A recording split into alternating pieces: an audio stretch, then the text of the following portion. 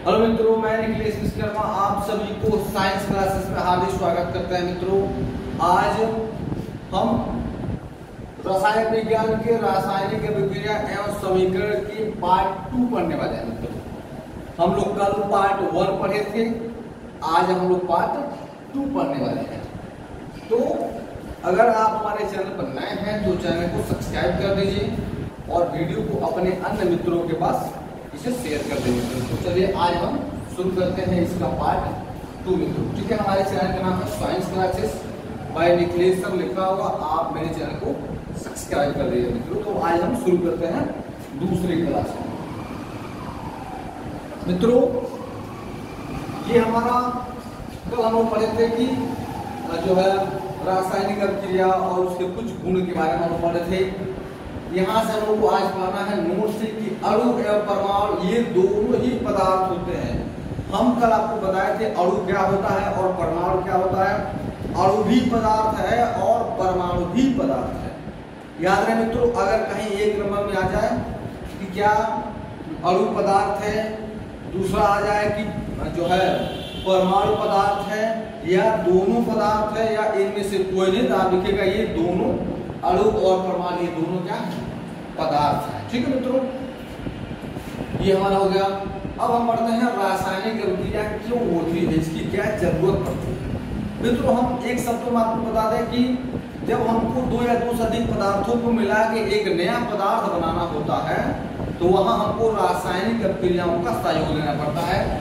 तो यदि अभिक्रियाओं की अभिकारकों की ऊर्जा जो है बड़ी होती है उत्पादकों की ऊर्जा से, तो स्थायित्व प्राप्त करने के लिए हमें अभिक्रिया करना पड़ता है।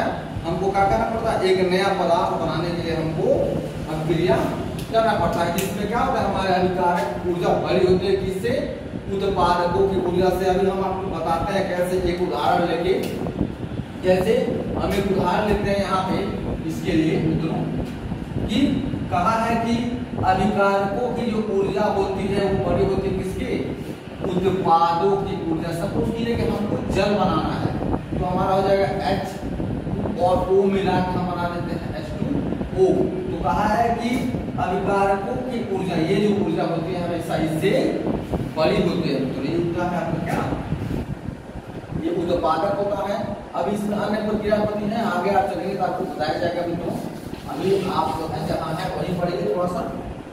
आगे कहा है कि नोट में ये अस्थायित्व होते हैं किसके, 1/2 और ऊर्जा के अनुक्रमानुपाती होते हैं। कौन, जो अस्थायित्व होते हैं, जो हमारे अस्थायित्व होते हैं वो ऊर्जा के क्या होते हैं, आते हैं 1/2 के अनुक्रमानुपाती भी होते हैं। अब हमारा अगला हेडिंग है रासायनिक अभिसमीकरण। अभी हम जल बना के आपको बताए हैं कि रासायनिक समीकरण हमको क्यों आवश्यकता पड़ती है। हमको जब हमारे पास दो या दो से अधिक पदार्थ होते हैं उनको मिला के एक नया पदार्थ बनाना होता है, वो रासायनिक समीकरण के अंतर्गत उसको हम आसानी से हल करते हैं।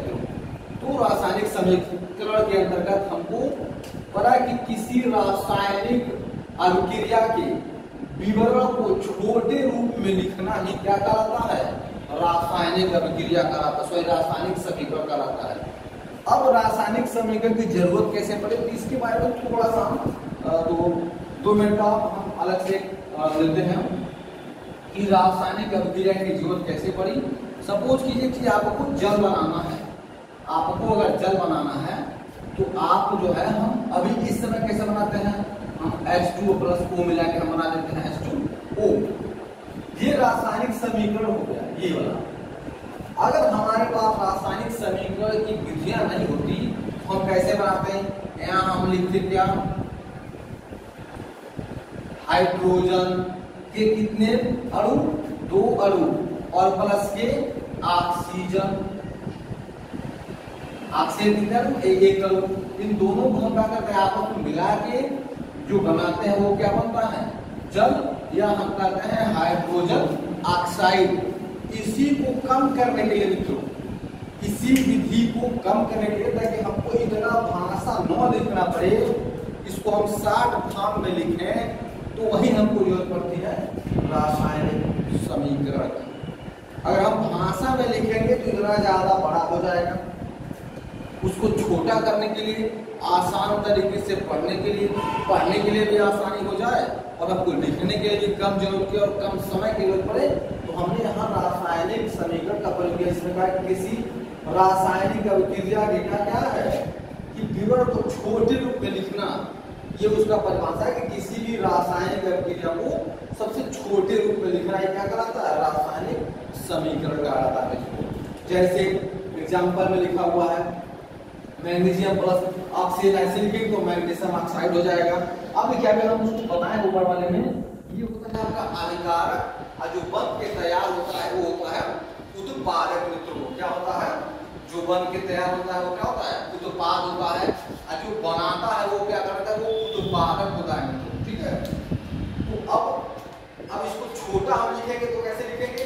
मैग्नीशियम का आप जानते हैं Mg होता है और ऑक्सीजन का O होता है, इसको मिला के बना देंगे Mg हो जाएगा, मैग्नीशियम ऑक्साइड हो जाएगा। तो इसी को छोटा करके लिखने के लिए जो हमारा विधि होता है वही हमारा क्या कहलाता है? रासायनिक समीकरण कहलाता है। तो नीचे लिखा हुआ है कि उपरोक्त रूप शब्द समीकरण ही कहलाता है। उपरोक्त जो ऊपर का जो क्या है, जो शब्द है वही क्या कहलाता है? रासायनिक समीकरण कहलाता है। तो थोड़ा सा और नेक्स्ट चलते हैं आगे, थोड़ा सा और आगे चलते हैं मित्रों। रासायनिक समीकरण लिखना। हम अगर रासायनिक समीकरण हमको लिखना हो हम किस प्रकार लिखेंगे मित्रों? तो वो हमारा हेडिंग है रासायनिक समीकरण लिखना हम कैसे लिखते हैं। तो उसके लिए मैं अभी बताया हूँ। तो उसके लिए लिखा हुआ है शब्दों के स्थान पर सूत्रों का प्रयोग करके और अधिक छोटा रूप होता है, उसी को कहते हैं हम रासायनिक समीकरण। तो जान बताया मैं अभी जो है हाइड्रोजन ऑक्सीजन लेके हम अभी बनाए थे, तो यहाँ हमने मैग्नीशियम और ऑक्सीजन लेकर हमने मैग्नीशियम ऑक्साइड बनाया हुआ है। तो रासायनिक समीकरण हम लिखते कैसे हैं?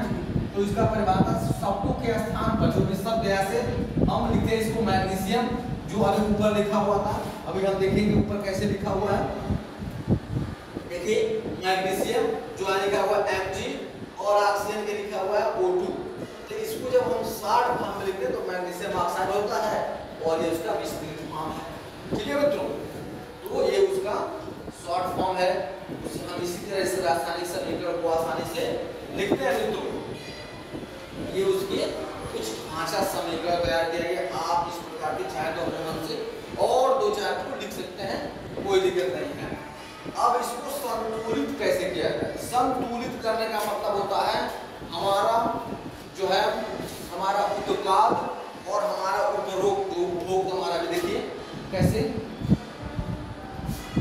जो हमारा अभिकारक और उत्पाद ये दोनों तरफ हमारे तत्वों के अणु बराबर रहने चाहिए। हमारा इसमें अभिकारक में और उत्पाद में तत्वों के अणु बराबर होने चाहिए मित्रों, तब जाके हमारा रासायनिक अभिक्रिया क्या होती है? संतुलित होती है। तो इसलिए कहा है कि संतुलित रासायनिक समीकरण कैसे करते हैं। इसके लिए हमारे पास उदाहरण है कि दोनों ओर तत्वों के परमाणुओं की संख्या क्या हो? बराबर हो। दोनों ओर किधर किधर हमारे अभिकारक और उत्पाद दोनों तरफ के हमारे क्या हो? तत्वों के जो हमारे अणु हो वो क्या हो? समान होने चाहिए, बराबर होने चाहिए। आप देखिए कैसे, जैसे में हमारे पास यहाँ Mg के दो हमारे परमाणु हैं, दोनों तत्वों के परमाणु क्या चाहिए? संख्या बराबर चाहिए। देखिए हमारे पास मैग्नीशियम के दो है, ऑक्सीजन के दो है। अभी जो दो है ये मैग्नीशियम का भी है और ऑक्सीजन का भी है। ये जो दो है ये मैग्नीशियम का भी और ऑक्सीजन का है। तो हमारे पास क्या है? दोनों हमारे क्या है? परमाणु की संख्या बराबर हो जा रही है।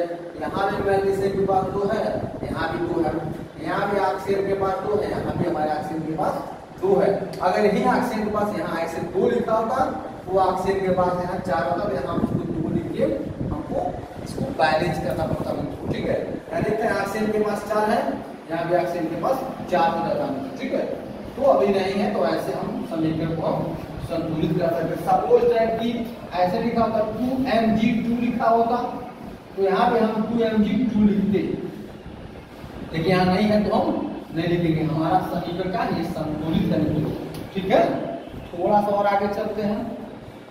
हम कैसे संतुलित करते हैं इसके लिए थोड़ा सा एक हम और देखते हैं, आगे चलते हैं कि रासायनिक समीकरण संतुलित हम कैसे करते हैं। तो सबसे पहले अधिकतम संख्या वाले तत्व को संतुलित करना, फिर शेष तत्वों को हम इसमें ही देखेंगे कि सबसे अधिकतम हमारे पास जो है क्या है, संख्या वाले तत्व कौन है। अब ये सबसे अधिकतम संख्या वाले तत्व कौन है हमारे यहाँ पे, ऑक्सीजन है, 2 है, देख रहे हैं यहाँ पे।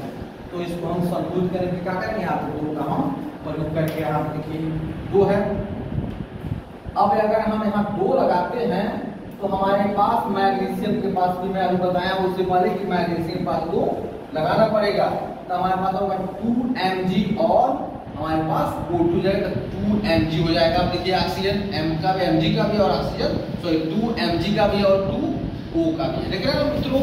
तो अब नीचे कुछ इस प्रकार संतुलित करके हमारे पास कुछ एग्जाम्पल दिए गए हैं, मैं इसको थोड़ा एक्सप्लेन कर देता हूं मित्रों, देखेंगे। अब एक और ये उदाहरण है कि Fe प्लस के H2O हो जाएगा Fe3O4 प्लस के H2O। देखिए इसको हमको बैलेंस करना है, ये बैलेंस नहीं है, इसको हमको व्यवस्थित करना है। अब देखते हैं हमारे पास Fe के पास 3 है और O के पास 4 है, तो हम क्या करेंगे यहाँ पे, हम देखिए उतारते जाएंगे। हम सबसे पहले देखते हैं कि हमारे पास किसके पास, पता है ना कि सबसे पहले अधिकतम परमाणु वाले तत्वों को खोजते हैं। तो देखते हैं ऑक्सीजन के पास 4 है सबसे ज्यादा, तो हम सबसे पहले इसको ठीक करेंगे। अब यहाँ ऑक्सीजन के पास 2 है ना, सॉरी 4 है, यहाँ भी ऑक्सीजन के पास 4 हो गया मित्रों। अब देखिए अब एक और बीमारी बढ़ गया कि हमारे हाइड्रोजन के पास हो गया 8, देख रहे हैं हाइड्रोजन के पास कितना है 2। अब इसको भी हम ठीक करेंगे, यहाँ 2 4 लगा हो जाएगा, कितना 8 हो जाएगा। देखिए 8 हो गया। हमारे पास पहले से ऑक्सीजन के पास 4 है तो 4 है।